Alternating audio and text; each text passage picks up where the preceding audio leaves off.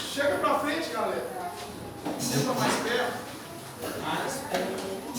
Isso aqui, ó, vamos colocar as primeiras filas aqui, porque aí muitos dos nossos irmãos estão presentes hoje. E é melhor você sentar mais perto, porque eu ainda estou com sangue quente, mas como eu estava quase não conseguindo andar esses dias, quanto menos eu andar vai ser melhor. Vai estar enchendo um pouquinho ainda, mas amém, amém com você que está aqui, amém com você que está. Está tranquilo, está tranquilo. Na verdade, eu queria. Esse final de semana foi um final de semana muito corrido.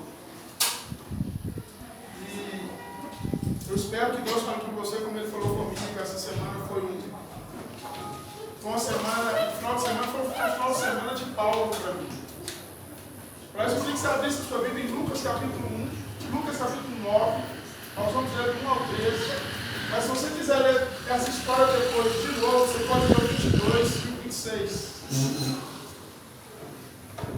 E quero crer em Deus.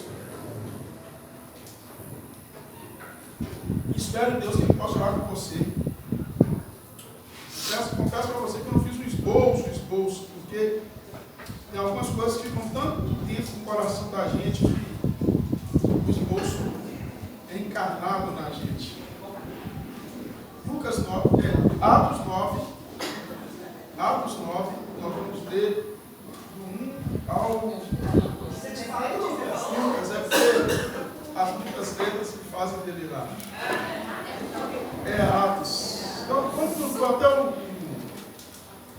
vamos ver se a gente tiver até o 13. É porque foi Lucas que escreveu também. Mas foi Lucas que escreveu, está tudo em casa. Então, o Lucas me ajudou ali. Irmãos, eu queria, se a gente vai colocar um tema para essa mensagem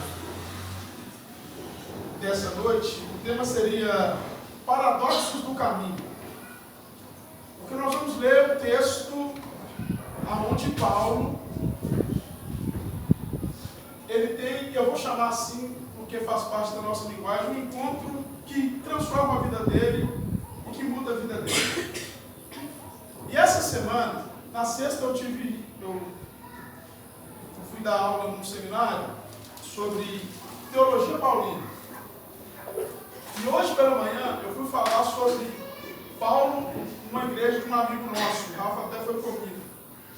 E hoje, antes de eu vir para cá, lá no seminário teve um irmão que na hora do intervalo, na hora do almoço, falou comigo. Deus falou muito comigo através da vida do irmão. E hoje, quando eu estava vindo, antes de eu vir para cá, eu mandei um zap para o Rafa, porque Deus falou muito comigo através da vida do Rafael, mas muito. E ele nem sabe o quanto Deus falou comigo. Quando essas coisas vão acontecendo, quando eu tenho um negócio, eu estava desde a semana passada pensando sobre esse texto, parece que é uma confirmação. Eu falei assim, é isso mesmo, pode ir. E hoje, quando eu estava lendo, né, não tive muito tempo, o pessoal sabe que eu torci o pé, ficou meio complicado, eu ia no hospital hoje, acabou que não deu para ir, mas acho que eu estou aqui, meu corpo está quente, então eu estou segurando a onda aqui. Mas e eu tenho que agradecer ao Douglas pela bengalinha que eu rodei com ela essa semana. Foi muito bom, legal, muito obrigado. Mas foi muito interessante porque esse texto, Deus me falou muito através desse texto acerca da história e da vida do Paulo. E nós vamos proceder com a leitura e depois a gente vai tentar conhecer um pouco de quem Paulo era. E eu fiz uma provocação no seminário sexta-feira, sábado, que foi de 9 às 3 da tarde. Eu fiz uma provocação lá, porque quando a gente vai estudar teologia paulina, a minha provocação foi primeiro entender quem foi Paulo, o que Paulo pensava, de onde ele saiu, qual que era a mentalidade de Paulo. E na hora da conversão de Paulo, eu pus interrogação. Talvez, quando a gente voltar na terça-feira, a gente estuda isso aqui. Porque a gente já estudou as cartas paulinas, tá? Durante o ano passado todo. Mas eu fiz uma provocação, eu coloquei assim, conversão, porque conversão é uma mudança total de caminho. E aí eu quis provocar, eu queria nos provocar aqui hoje, para saber se a gente não precisa de passar por aquilo que Paulo passou. Se a gente não precisa de experimentar aquilo que Paulo experimentou. Eu espero em Deus que, quem sabe, essa noite, nesse lugar vai ser o nosso caminho para Damasco. Porque Paulo, indo para Damasco, ele tinha uma certeza no coração dele. A certeza dele era: eu estou indo fazer a vontade de Deus. Essa era a certeza dele. A certeza dele é: Deus me mandou fazer o que eu estou fazendo. Deus me autorizou a fazer o que eu fiz com o Estevão. Deus me autorizou a perseguir homens e mulheres lá em Damasco. Deus, eu creio nisso. O coração dele estava nisso. A vida dele estava nisso. E aí eu fiquei pensando se de repente a gente não precisa de vez em quando de rever as nossas rotas. E de olhar para dentro de nós e falar: Senhor, será que tudo que eu falo, será que tudo que eu penso, será que tudo que eu imagino, será que tudo que eu oro, será que tudo que eu busco, será que tudo é a vontade do Senhor? Porque muitas vezes essa é a nossa certeza, essa é a nossa convicção, isso parte do nosso coração. E a gente não para escutar a voz do Senhor. E a gente não para ouvir a voz do Pai. E aí a gente começa a tomar as nossas decisões por nossa conta própria, entendendo: Deus está nisso. É lógico que... E aí eu queria ler esse texto, eu queria que a gente pensasse sobre isso. O texto fala assim, e aí eu vou ler na minha tradução, e talvez você vai estranhar um pouco, porque hoje de manhã, quando a gente foi conversar com os irmãos, eu falei: qual que era o nome de Paulo? Aí a irmã: o que vocês conhecem sobre Paulo? Aí cada um começou a falar o que conhecia sobre Paulo, e uma irmã falou: Paulo era Saulo, mas que depois mudou de nome. Aí quando a gente vai estudando, a gente fala assim: não, Paulo não era. Paulo e Saulo são a mesma pessoa, ele não mudou de nome. Um nome hebraico, aramaico, e o outro nome é romano. E é legal que ele usa o nome romano para se expressar, ou falam dele a partir do nome romano que ele tem. Então, já para Paulo e Saulo são a mesma pessoa e não mudou de nome. Ele tinha pronome, ele tinha um pronome, um nome romano, tinha um nome judeu e tinha o seu sobrenome. O sobrenome dele a gente não sabe qual que é, não. Pelo menos o texto, pelo menos não consegui achar. Mas Paulo e Saulo a gente sabe que eram nomes para ele. E Deus o chama pelo nome. Aí Deus, inclusive, usa, em vez de seu nome aramaico Saulo, Deus usa o nome hebraico Saul, que é a tradução que eu vou ler para vocês hoje. Fala assim. E aqui eu acho legal, porque na sua Bíblia está escrito. Como está escrito o título aí na sua Bíblia? Antes do texto. Não é? Como você tiver. Na minha tradução aqui, eu gosto muito, ele fala assim: a vocação de Saulo. Eu acho que é provocativo. A vocação. Aí ele fala assim: Saulo, respirando ainda ameaças de morte contra os discípulos do Senhor, dirigiu-se ao sumo sacerdote. Talvez eu vou fazer algumas paradas, só que tem algumas coisas interessantes, até para a forma como a gente pensa, como a gente vive.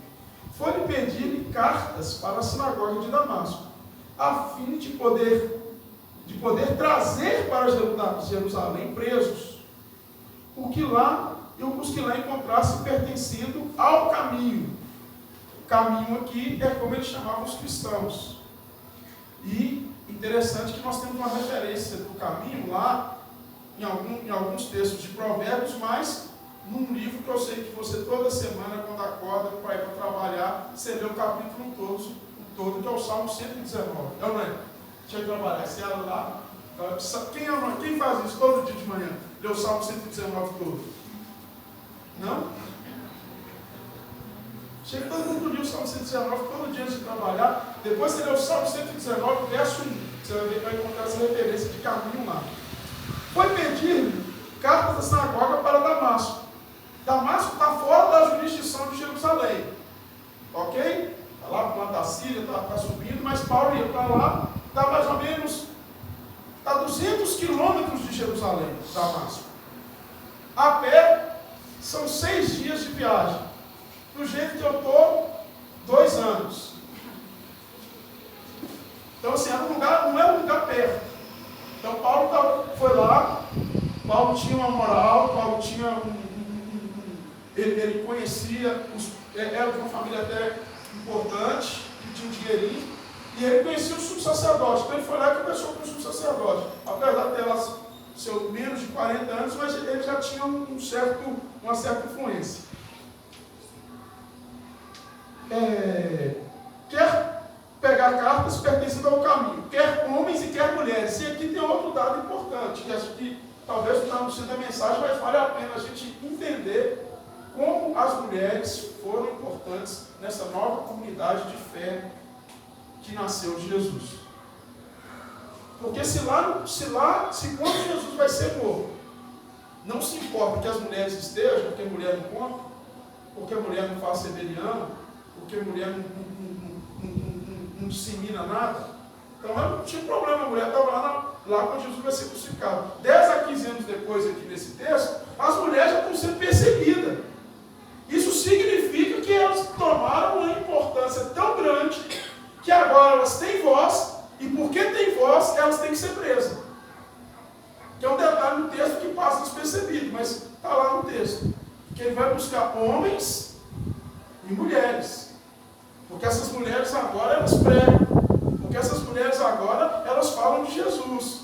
E elas não falam de Jesus só em Jerusalém. Então ele busca esse pessoal que está lá em Damasco. Que é um tipo de... que são mulheres que saíram de Jerusalém. Porque se você ler os textos antes, vai falar o seguinte, se eu não me engano, capítulo 5. E houve uma grande perseguição em Jerusalém.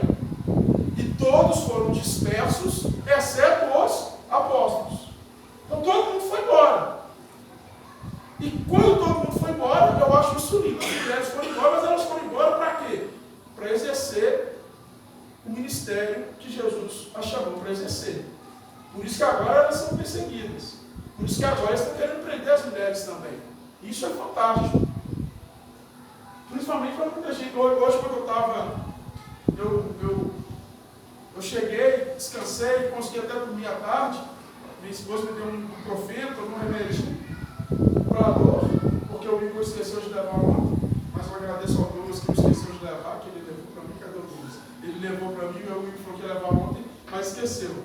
Mas é lógico que eu com receio, porque eu sei receita dos irmãos, mas é receita. Aí o que acontece? Aí eu comecei a pensar, aí eu fui escutar um texto de e talvez você vai pensar que não, mas é interessante porque eu fui tomar banho, aí tem no Face um irmão falando sobre falar em línguas. Aí o irmão está lá falando em línguas, falando que aquilo, a gente chama de sensacionista. O que é sensacionista? São as pessoas que entendem que alguns dons do Espírito foi só para aquela época. Aí eu vou falando, que línguas lá, vou falar estranhas e tal, e tal, e tal. Aí quando eu estou indo tomar banho, eu falei assim, aí eu fiquei em casa, o que acontece? Eu vou falar em línguas aqui no banheiro, de repente eu não acredito, mas porque no caminho, porque tem coisas, meus irmãos, que na caminhada da vida você tem que passar por elas. O nosso problema como cristão é porque a gente não quer converter, ou a gente não quer, a gente acha que conversão é um dia só. Porque nós somos tão concisos das nossas certezas, que a gente não quer escutar o outro, ou que a gente, inclusive, descredibiliza o que acontece através da vida do outro. E por que isso é importante? Porque o instrutor de Paulo não fazia isso. Porque o mestre de Paulo, lá em Jerusalém, quando foi falado para ele assim, que está tendo uma galera aí, essa galera está falando que Jesus é o ungido de Deus. Aí o Gamaliel fala assim, vamos fazer o seguinte, o Gamaliel é o cara que ensinou Paulo, falou assim, vamos fazer o seguinte, não vamos fazer nada. Porque se esse pessoal for de Deus, e a gente falar contra, é complicado. Deixa eles viver. Se for de Deus, vai vingar esse negócio na história. Se não for de Deus, vai acontecer o que aconteceu com os outros. Esse foi o conselho de Gamaliel. Aí quando eu escutava o irmãozinho hoje, quando ele falando assim, isso aí não é de Deus, eu falei, esse irmãozinho podia escutar o Gamaliel. Porque Paulo não escutou. Paulo não escutou Gamaliel. Porque Paulo começou a perseguir o pessoal que ele achou que não era de Deus. Porque ele tinha certeza que o que ele fazia era de Deus. Ele tinha certeza que as convicções dele, que o estudo dele, que tudo que ele aprendeu era de Deus. Ele tinha certeza que por ser um fariseu, e sendo fariseu ele era mais perto do povo, porque nós tínhamos diversas classes, nós tínhamos os saduceus, ficavam muito lá com o poder. Nós temos os essênios, uma galera de, vamos supor, um tanto de crente. Um crente era chamado de saduceu. O saduceu ficava perto do poder. O essênio ficava lá no deserto, falava que está todo mundo errado. Agora o fariseu não, porque a gente acha que é sempre não. O fariseu era dos piores, era o melhor, porque eles falavam assim: Deus ama esse povo, Deus quer estar perto desse povo. Então, o Paulo falava assim, inclusive das classes que tem aqui dos judeus, eu sou da melhorzinha. Que eu fico perto do povo, eu sou bem estimado pelo povo. Você vê quando ele chegava na sinagoga, ele tinha voz para falar. Por quê? Porque ele era fariseu. Só que nós temos esse problema, porque a gente acha que as nossas convicções, que a gente está sempre certo. E eu acho que muitas vezes a gente precisa de fazer o que Jesus falou, nos ensinou, de aprender a estar sozinho com o Senhor num lugar secreto. E para Paulo esse lugar secreto foi lá no deserto, indo para Damasco, na estrada. E daqui a pouco nós vamos aprender mais sobre isso. Aí o texto continua nos falando assim, versículo 3. Estando eles em uma viagem, aproximando-se de Damasco, já tinha andado demais. Ó, você vê, 200 quilômetros, aproximando-se de Damasco. Vamos colocar que a gente tem que pensar que se está aproximando, ele está, se a gente pensar em quem está andando a pé ou quem está andando a cavalo, ele está a 5 a 10 quilômetros, você está vindo Damasco. E parece que isso que o texto está falando. Ele saiu de Jerusalém, passou um tempo na estrada. O que ele ficou pensando na estrada? É o que a gente pensa. Se ele foi a pé, 6 dias. Se ele foi a cavalo, vou colocar aqui uns 4 dias. Você tem que parar à noite, você tem que dormir. Você não pode viajar naquelas estradas à noite, porque as estradas são perigosas. Não é como a estrada de hoje, que ainda está perigosa. Mas naquele tempo era mais, não tinha policiamento, você não tinha como se tem hoje. Então, colocar 4 dias, ele tinha uma certeza no coração dele. 5 dias ele falava assim: vou falar com você, onde você está indo? Estou indo cumprir a vontade de Deus. É isso que está no coração dele. O que você está indo fazer? Eu estou indo fazer o que Deus me chamou para fazer. É isso que estava no coração dele. Essa certeza que pertencia a quem ele pertencia. E nessa caminhada, quando ele chega próximo, ou seja, quando ele, aí imagina, você está chegando próximo do seu destino, a euforia aumenta. Olha, agora sim, agora vai acontecer, agora eu vou fazer aquilo que Deus me chamou para fazer, agora vai se cumprir aquilo que Deus quer que eu faça. E ele tinha todas as certezas, e todas as certezas dele estavam embasadas em quem ele era, na sua história, em tudo que ele aprendeu. E aí que estava a certeza dele. Ele não fez isso porque ele achou, ele fez isso porque quando ele leu a palavra, é isso que ele entendeu. É isso que ele tem que fazer. Porque a Bíblia nos fala, e Paulo nos fala, numa das suas cartas, que ele era um homem de zelo. E quando ele olha para os heróis de zelo, lá no Antigo Testamento, quem tem zelo briga. Quem tem zelo vai para um monte de desafios os outros profetas. Um dos heróis é Finéias, lá no Antigo Testamento, mata os outros. Quem tem zelo faz essas coisas. E ele está achando que essa é a ótica de Deus, porque essa é a interpretação que ele fez do texto. Ele era homem de zelo. Ele falava: por que você está fazendo isso? Paulo, será que você é cruel? Paulo falava assim: sabe por que eu estou fazendo isso? Porque eu tenho zelo pela obra do Senhor. Essa seria a resposta de Paulo para nós. Essa seria a resposta de Paulo para mim. Estou fazendo isso porque eu tenho zelo. Então, quando está aproximando do destino dele, ele com esse coração ardendo, ele falou assim: agora sim. De repente, nesse momento, Jesus vem ao encontro de Paulo. Eu acho que isso falta um pouco para a gente. Da gente encontrar mais com Jesus. Da gente. E não é só aqui. E não é só no louvor. Mas da gente se permitir esse encontro de intimidade que a gente está perdendo. Porque a gente está olhando tanto para as coisas que a gente esquece de olhar para o autor e consumador da nossa fé.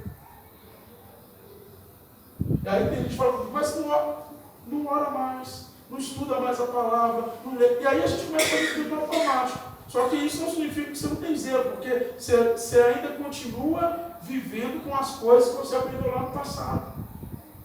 Você não se permite mais ser transformado pelo Senhor. Inclusive, talvez, se Deus falar com você, você não vai nem escutar. Porque você está tão cego nas suas certezas, que Deus pode falar com você e você falar o seguinte: isso aí é o homem. Interessantíssima essa história de Paulo. E quando ele está aproximando da cidade, o que acontece? Subitamente, uma luz vinda do céu o envolveu de claridade. Caindo por terra, ouviu uma voz que lhe dizia: Saul, Saul, por que me persegues?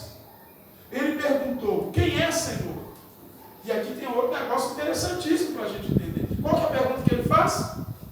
Qual que é a pergunta que ele faz? Quem és tu, o quê? Podia fazer qualquer outra pergunta. Mas sabe por que ele faz essa pergunta? Porque Paulo conhece a palavra, gente.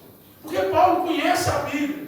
Porque Paulo, quando ele cai, ele vai lá em Daniel, capítulo 10, se não me engano, versículo 7, ele vai lá no livro de Êxodo, ele vai lá no livro de Ezequiel, e ele lembra que existem pessoas que tiveram experiências no passado de clarão de luz. E que geralmente quando isso acontecia, era Deus manifestando. Ele vai talvez na história mais célebre que eles têm dos judeus, que é quando Moisés se encontra com o Senhor, e a Bíblia fala de o que aconteceu com o monte.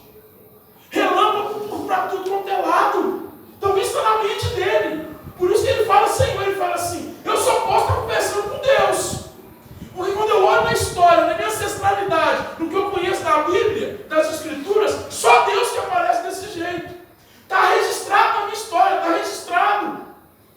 E aí o texto fala que duas pessoas estavam com ele, talvez, como um bom estudioso ele era, ele já lembrou lá no texto de Daniel, porque aconteceu isso lá em Daniel também. Uma pessoa caiu por terra e os outros dois só escutaram. Quando de repente ele falou: só pode ser Deus. Não tem como ser outra pessoa. Porque a história diz isso, porque a Bíblia diz isso. E qualquer experiência nossa, qualquer coisa que você viva, que a Bíblia não confirme, pode ser até bonito, mas não passa de emoção. Mas se tem confirmação bíblica, cai para dentro. Se tem confirmação bíblica, é Deus que está falando. Se ninguém acreditar, continua firme, porque é Deus que está falando. E isso aconteceu com esse homem nessa hora. Quando ele caiu, quando ele viu o clarão, possivelmente passa tudo na cabeça dele, judeu, zeloso, sabedor da lei, sabedor de todas as coisas. Ele falou o seguinte: e aí já me contaram essa história em algum lugar. Olha que coisa maravilhosa que está acontecendo comigo. Deus está falando comigo. Imagina como que ele... Deus está falando comigo. É isso que ele pensou. Por isso que o texto fala, tanto aqui no 9, quanto no 22, quanto no 26, é a mesma coisa. Senhor. E se você olhar na sua Bíblia, é com letra maiúscula. Senhor. Ele não tem dúvida. Ele tem certeza. Não sei o que passou, mas de repente ele é Deus falando assim: é isso aí, meu servo. Você está fazendo o que eu falei para você fazer. Talvez é isso que passou na cabeça dele. É isso aí, meu servo. Oh, que felicidade. Está acontecendo comigo como aconteceu. Olha, Deus está confirmando meu chamado. Como aconteceu com Isaías lá. Como aconteceu com Jeremias. Ah, diz aí: eu vi o Senhor. E eu vi que eu amo um homem de lábios impuros. Mas o Senhor mesmo, o anjo vem. Ele falou: essas experiências também estão acontecendo comigo. Então ele se dirige a Deus. Quando ele se dirige a Deus, quem está falando com ele? Jesus. Isso é lindo. É Jesus. Quem és tu, Senhor? Aí Jesus responde também de uma forma que ele entenda. Qual é a resposta de Jesus? Não, então vamos pegar só as primeiras palavras. Eu sou. Acabou. Porque a resposta de Jesus é uma resposta da linguagem que Paulo entende. Jesus responde, a gente chama, a partir de uma linguagem lá do Velho Testamento. Quem que fala eu sou no Velho Testamento? Moisés chega para o Senhor, algo acontece, uma sarça começa a queimar, ela não se consome, Moisés chega perto, Moisés fala assim: ué, sarça queimar é tranquilo, no deserto não tem problema, mas essa aí não está se consumindo. Quando ele chega perto dela, o que ele faz? Ele escuta uma voz. Igual ele escuta uma voz. A voz fala assim: tira a sandália dos seus pés. Porque o lugar que você está pisando é o quê? Isso é muito legal. Porque Deus pode se manifestar de formas sobrenaturais para nós em qualquer lugar.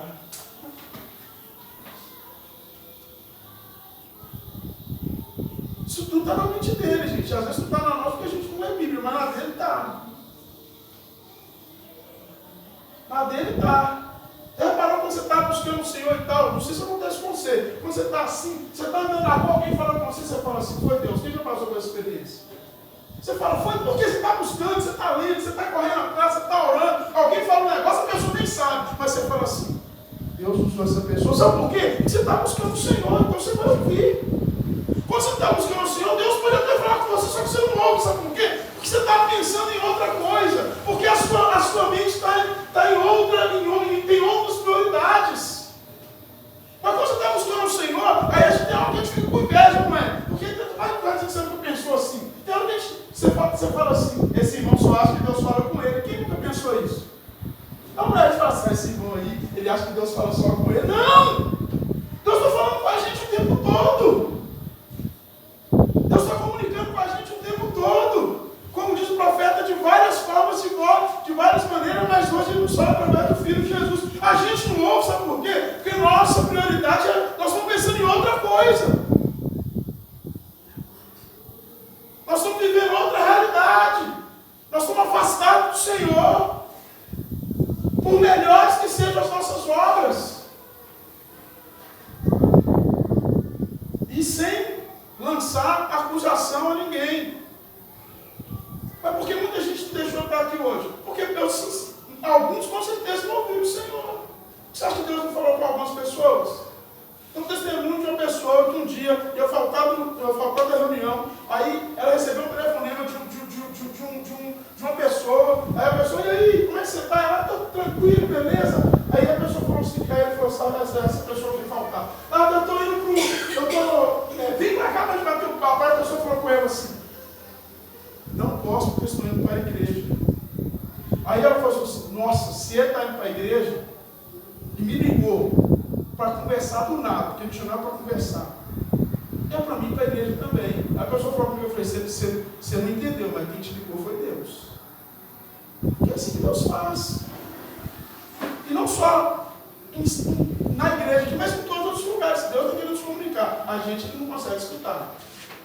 Porque a nossa mente está em outro lugar. Porque o nosso coração está em outro lugar. Porque se o nosso coração estiver em Deus, tem hora que você vai falar assim, nem vou falar com os irmãos que foi Deus que falou, porque eles não vão nem acreditar. Eles vão falar, ele acha que Deus fala só com ele. Mas fala com todo mundo. E aqui ele vive essa experiência. Ele fala assim, opa, só pode ser Deus. Tudo confirma, a palavra confirma. É Deus que falou comigo. Aí ele fala, pergunta, quem és tu, Senhor? Porque ele lembra de Moisés, porque ele lembra de Daniel, porque ele lembra de Jeremias, porque ele lembra de Ezequias, de Ezequiel, porque ele lembra de Jeremias. Ele fala assim, quando eu pego o que está acontecendo comigo, vou lá no Antigo Testamento, que a única Bíblia que ele conhece é essa. Escritura para ele é isso. Quando eu vou lá no Antigo Testamento, eu vejo que eles passaram por isso, e foi Deus que falou com eles, vou ficar na minha, porque é Deus que está falando comigo. Vou escutar, porque é Deus que está falando comigo. E aí ele fala assim, eu sou. Opa, eu sou isso aí, a gente chama de fórmula, né? É a fórmula do Antigo Testamento, é a fórmula que Deus usa para comunicar. Eu sou é a fórmula. Fechar aqui por causa da tentação. É a fórmula que Deus. Que é isso? O mundo deu um toque ali. Estou até vermelho, eu sei que. É a fórmula que Deus usa para comunicar. Opa, é Deus que está falando, é a fórmula de Deus. Como lá no dia, nós vamos falar sobre as fórmulas que a gente chama de fórmulas proféticas. Essa é a fórmula de Deus falar. De repente ele escuta assim, eu sou Jesus. Naquele momento, o que a gente chama de conversão, para Paulo foi revelado para ele. Que tudo que ele tinha visto, que tudo que ele tinha estudado, que tudo que ele tinha aprendido, até aquele momento, o que ele aprendeu era certo, mas a sua compreensão estava errada. Porque ele entendeu naquele momento que Jesus era Deus. Naquele momento, tanto que ele questiona depois,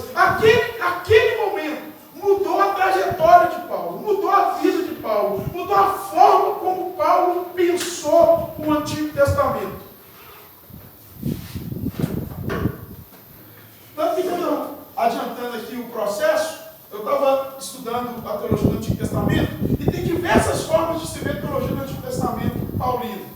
Aí tem gente que vai falar o seguinte: se você pega Lutero, por exemplo, teologia paulina está baseada na graça. Se você pega Thomas, Tomás de Aquino, teologia está baseada na bondade de Jesus. Aí se você for pegar diversos autores da história, eles vão falar que a teologia de Paulo está baseada... Só que eu achei uma coisa que eu achei fantástica: a teologia de Paulo está baseada em Deus. Nós temos nas cartas paulinas aproximadamente 548 vezes a palavra Deus. Porque Deus é o centro da vida de Paulo. E um dia, no caminho para Damasco, ele entende que Jesus é Deus. E quando ele entende que Jesus é Deus, tudo na vida dele faz sentido. E quando ele entende que Jesus é Deus, ele entende que Jesus é aquele que amou e perdoou, ele não podia mais correr atrás para matar ninguém. Ele entende que Jesus aceitou as mulheres no caminho. Então agora, ele como fariseu, olha para toda a sua história farisaica e fala assim: muita coisa a gente errou. Porque se Jesus é Deus e chamou Marta, ele chamou Maria, e a revelação máxima da ressurreição de Jesus vem através de uma mulher, porque ela que vai contar com os discípulos, significa que eu também agora tenho que entender que essas mulheres são importantes. Se Jesus é Deus, tudo que eu fiz, tudo que essa galera falou, eles estavam certos e eu estava errado. Esse dia transformou a vida de Paulo. É importante que a gente viva dias como esse. Se deixar de ser transformado por quem Jesus é. Jesus é Deus. E se Jesus é Deus, Ele precisa ser o nosso tudo. Tem uma canção que não é tão antiga assim, porque este é meu respirar, tua vontade feita em... Como é que é? Em mim.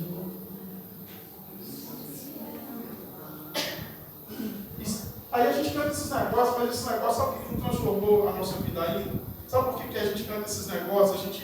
Só que no outro dia a nossa vida... Sabe por quê? Porque Deus ainda não é o Deus da nossa vida. Ou talvez o Deus que a gente tem conhecido não seja o Deus que se revelou em Cristo Jesus. E no dia que Paulo conhece o Deus que se revelou em Cristo Jesus e descobre que Ele é bondade, que Ele é amor, que Ele é graça, a vida do Paulo muda.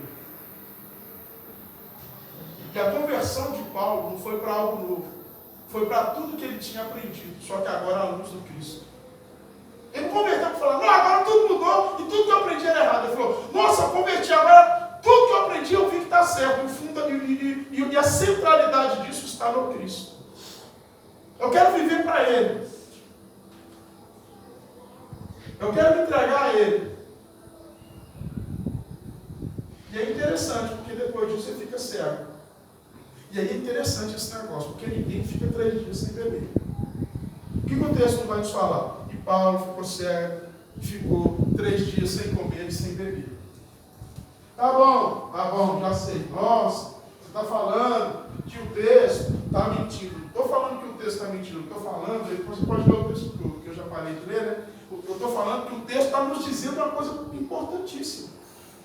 Porque o que significa isso no Antigo Testamento? Ou o que isso significa dentro da cultura rabínica de Paulo? Que ele passou 3 dias orando e jejuando. Ele passou 3 dias falando: Senhor, o que aconteceu comigo? Ele passou 3 dias orando e buscando ao Senhor: Senhor, o que eu fiz? Ele passou 3 dias, sabe de quê? De arrependimento. Os 3 dias foi de arrependimento. Até que no 3º dia, chega um rapaz, põe a mão na cabeça dele. Aí a gente fala: põe a mão na cabeça, é simples. Não, é para falar assim: Deus me mandou aqui e agora você é meu irmão. Deus te perdoou, filho. Jesus Cristo morreu por você. E a Bíblia fala que as escamas dos olhos dele caíram, para ele poder viver essa nova realidade em Deus, a partir de Jesus Cristo. Eu fiquei pensando que a gente está precisando de começar a repensar, talvez, o nosso cristianismo. Para a gente viver novas realidades em Deus a partir de quem é Jesus Cristo. Para que tudo que a gente cante, e para toda oração que a gente faça, para que toda leitura da Bíblia que a gente faça, seja verdadeira em nós. Porque senão, a gente pode até ter zelo, mas a gente não está fazendo o que Deus quer que a gente faça. Ou a gente pode até ter convicção, mas a gente não tem mais Cristo como centro.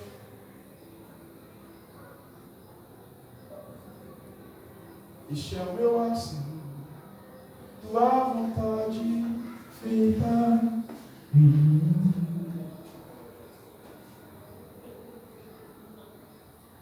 Eu acho que falta para nós, na nossa caminhada, a experiência desse encontro com Jesus que nos marca.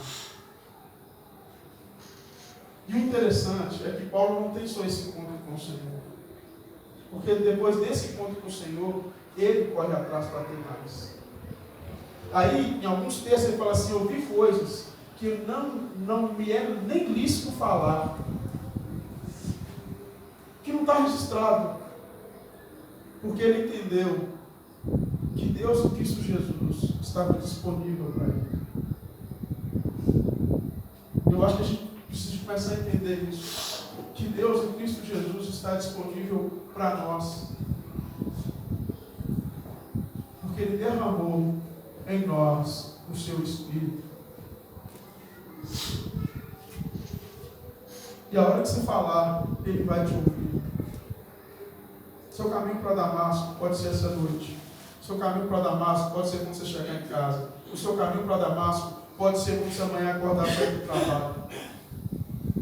Porque o seu caminho para Damasco, segundo a oração, segundo o que Jesus nos ensinou, é o quarto secreto. E se tem uma coisa que eu acho fantástica desse encontro de Paulo com Jesus, é porque Jesus acreditou nas primeiras orações que Paulo fez. Quando Paulo ainda não conhecia quem era Jesus. Porque Jesus fala assim: ô Ananias, pode ir atrás desse menino, porque ele é precioso para mim. Essa coisa é fantástica. Ele não estava no caminho certo, ele estava andando do jeito que ele queria, mas ele é precioso para mim, porque um dia, eu quero que você saiba, toda a oração que a gente fez, o Senhor escutou. O Senhor ouviu. Talvez você esqueceu, mas ele não esqueceu. Quando Paulo era mais novo, ele se consagrou ao Senhor. Ele entendeu que a vida dele ia ser para Deus. Por isso que quando ele está lá em Tarso, ele tinha uma carreira, podia ter uma carreira brilhante. Mas ele fala, ele vê a tradição dele, a família dele, ele fala assim: eu sou da tribo de Benjamim. Minha tribo nunca abandonou Deus, eu também não vou abandonar. O que você quer, meu filho? Eu quero aprender mais. Faz o seguinte: vamos lá para Jerusalém, eu vou pôr você na melhor escola que tem. Por que ele vai estudar lá? Porque ele quer aquilo. Ele vai lá e estuda com Gamaliel. Sabe quem está olhando isso tudo? Deus está olhando isso tudo. Às vezes na minha caminhada eu encontro por pessoas que estão longe do que a gente pensa de Deus. E às vezes eu saio assim: nossa, essa pessoa vai te encontrar, porque ela está te buscando tanto. E o Senhor fala na tua palavra que buscar-me-eis, que me achareis, quando me buscar de todo o vosso coração, vai te encontrar. Nós somos apressados, a gente acha que não vai, porque está no seu caminho que a gente acha que não é o caminho do Senhor. Mas vai te encontrar. Uma hora ela vai estar indo para Damasco, e em Damasco vai vir um negócio e vai mudar a vida dessa pessoa. Vai transformar a vida dessa pessoa. Uma hora vai. Porque aconteceu isso com Paulo. Aí ele estuda anos lá. Depois ele ganha uma moral, se torna um fariseu respeitado. Aí ele começa a perseguir o povo de Deus. O judeu começa a bater palma. Inclusive quando ele anda, e aí a gente brinca lá, né? Que quando você está dando aula, fala assim: Paulo a gente fala que é o segundo fundador do cristianismo. Alguns teólogos vão falar isso. Quando ele vem para o lado de cá, tem gente que fica com medo dele, porque não acredita nele. Tem gente que não acredita que Paulo mudou. Fica tranquilo, gente, é assim mesmo. E quem sabe, essa noite, quando você está ouvindo essa palavra, Deus está falando com você, o Espírito de Deus está movendo o seu coração, e está acontecendo uma mudança dentro de você, a pessoa que está do seu lado não vai acreditar. Mas entenda, Deus acredita, e é Deus quem fala, e é Deus quem faz. Aleluia. Amém. E ele fez isso com Paulo. E na história do cristianismo, depois de Jesus, não teve ninguém que chegou perto de Paulo, porque o que ele deixou formatou o cristianismo que a gente vive hoje. Em teus braços é o meu descanso. Aí esse homem que estava a todo vapor para fazer a vontade de Deus, passa 3 dias orando e jejuando. Deixa eu falar, tem momento na vida que a gente tem que parar. E a gente tem que se voltar para Deus e falar: Senhor, esse é o meu tempo contigo. Esse é o meu tempo que para mim se revela para mim, Senhor. Mostra para mim algumas coisas que eu não consigo enxergar, as coisas que eu não consigo ver. Sabe o que esses 3 dias na minha cabeça Paulo fez? Ele reviu todo o Antigo Testamento, que a gente chama de Antigo Testamento, na cabeça de Paulo, essa escritura. Ele reviu toda a escritura à luz da experiência. Quando ele reviu tudo, quando tudo estava claro para ele, alguém falou com ele assim: agora você pode enxergar. Porque quando a escama cai, é para ele ver o novo que é Cristo. Cristo em nós, a esperança da glória, as palavras. Ele é fantástico, esse Paulo. E se a gente começa a buscar o Senhor, se a gente começa, e se quem sabe hoje, essa noite é o nosso caminho para Damasco, coisas vão mudar.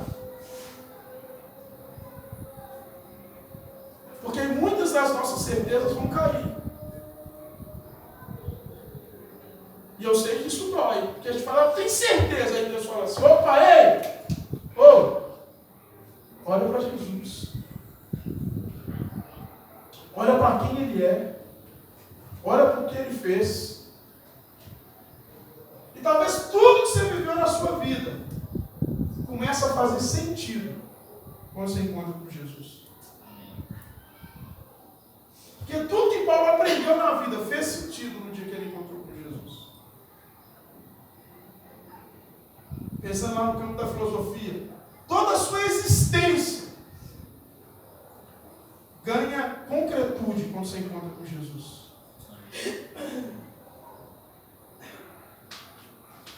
Aí Paulo entende. E por isso que não há como entender o apostolado de Paulo sem entender o caminho de Damasco. Porque o caminho de Damasco não é uma simples conversão. O caminho de Damasco é o caminho onde Paulo se entendeu apóstolo. Foi Deus que me chamou.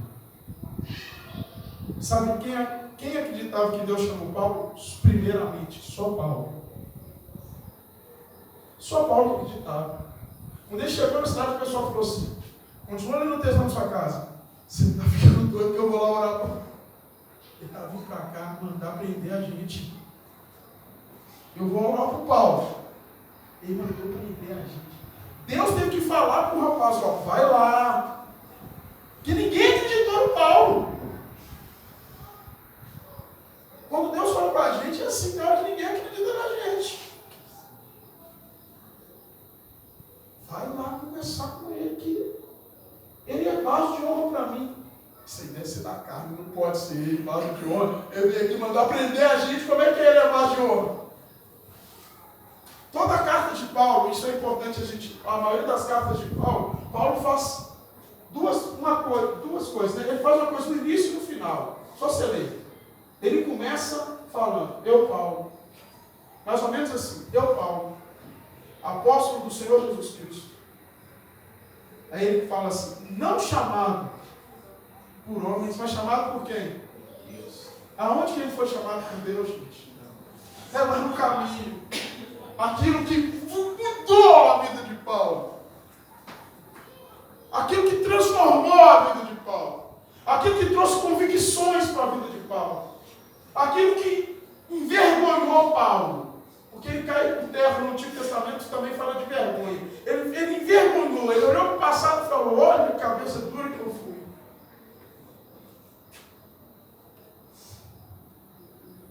Aí ele fala, chamado por Deus.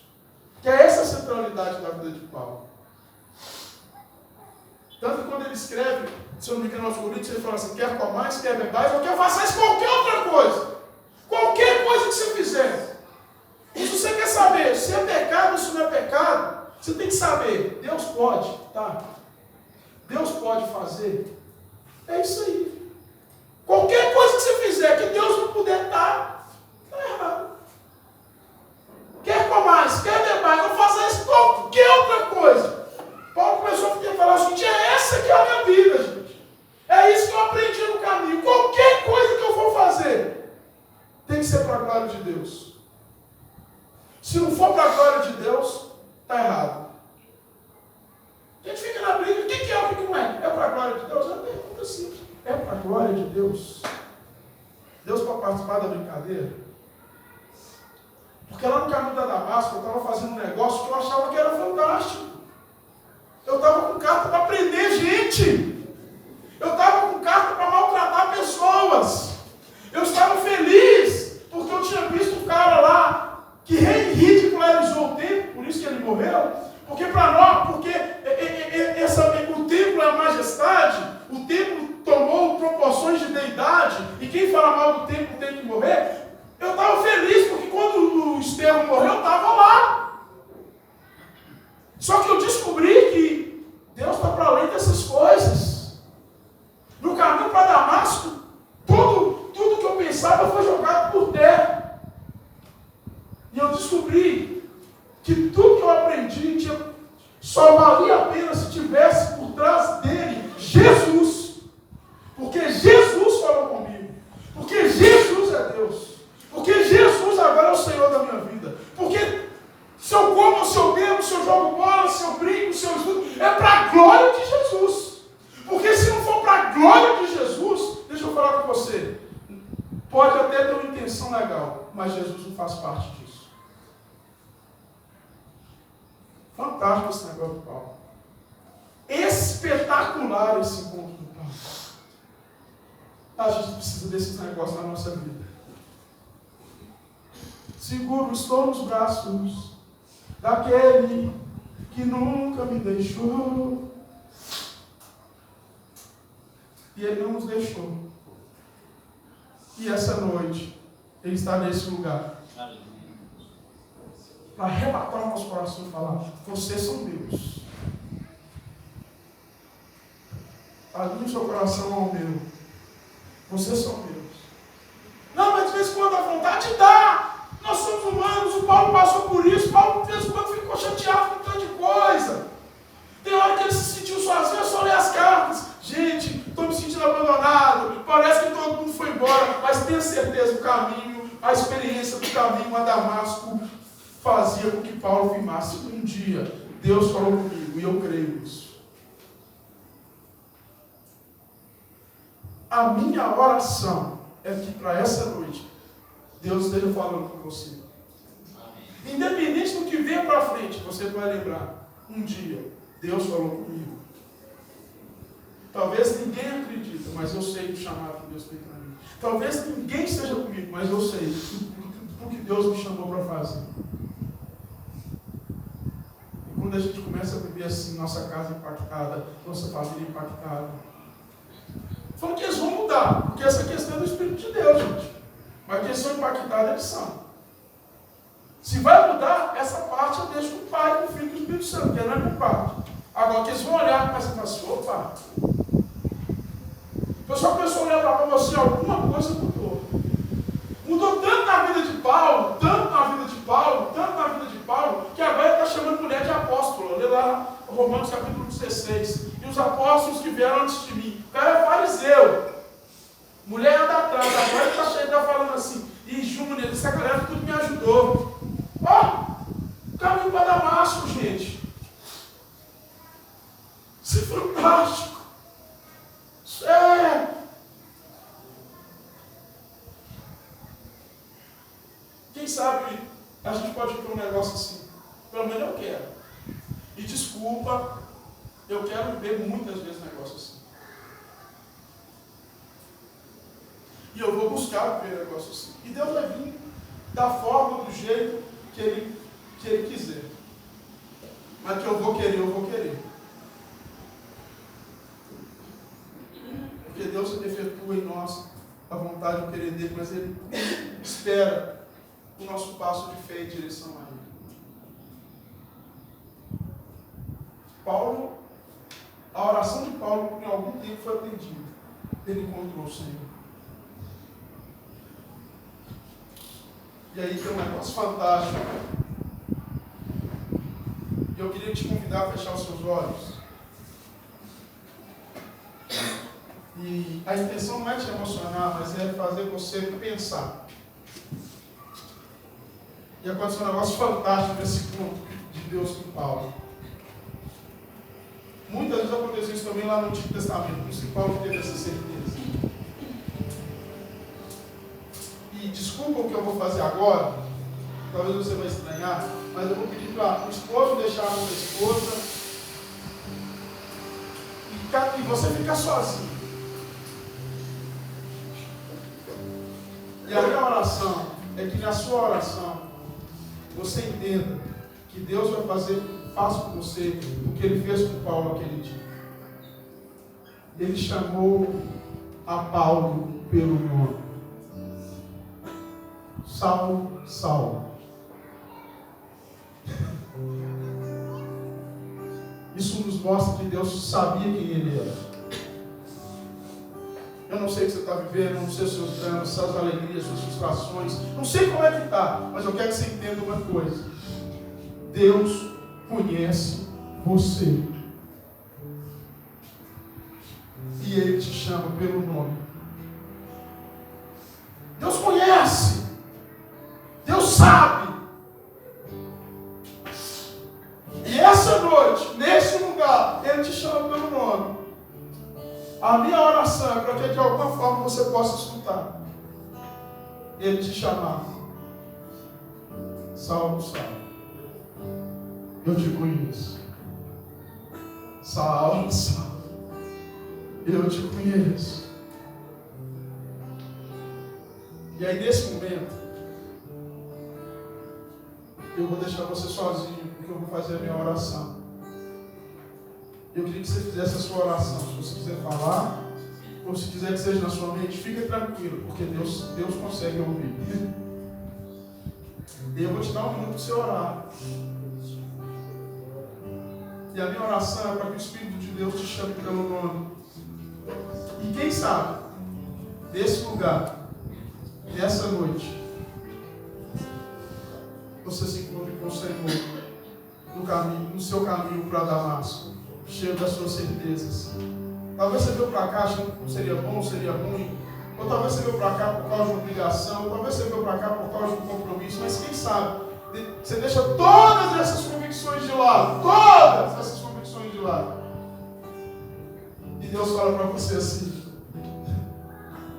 eu sabia que você estava nesse caminho, e essa noite eu vim te encontrar. Aí quem sabe ele fala assim: livre é livre. Quem sabe ele fala assim: André. Quem sabe você escuta assim: eu, Igor. Eu sei porque você veio essa noite, mas eu estava te esperando. Porque quando você se reúne como igreja, eu estou no meio de vocês.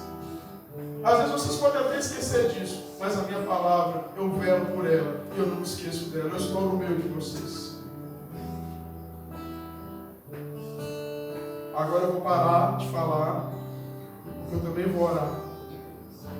E eu te dou esse tempo, um minutinho. Ora um pouco aqui, mas ora muito quando você chegar lá na sua casa. Para você orar. para você falar com Deus, para a glória da Trindade.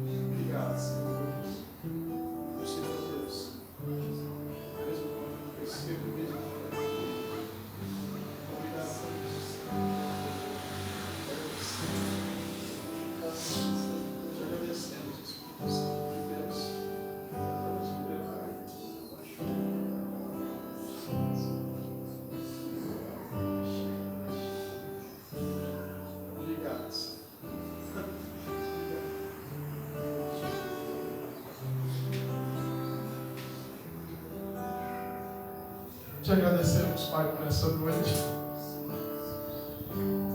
Te agradecemos, Senhor, pela sua presença em nosso meio. Agora o Senhor está em nosso meio, mas o Senhor vai conosco para onde nós formos. É muito bom saber disso.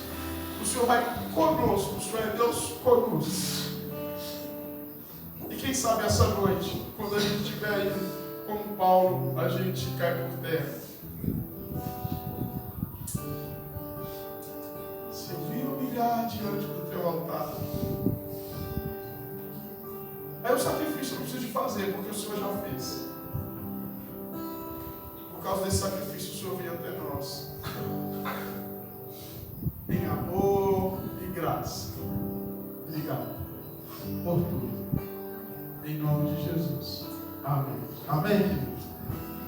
Espero que de alguma forma Deus tenha falado com você como Ele falou comigo. Eu espero que de alguma forma, para alguns de nós, essa noite possa ser um marco também para a glória da Trindade. Dia 8 e 9 nós vamos ter aqui o nosso congresso de mulheres, 7 e 8. Não deixa de vir. No dia 28 nós vamos ter o nosso bazar.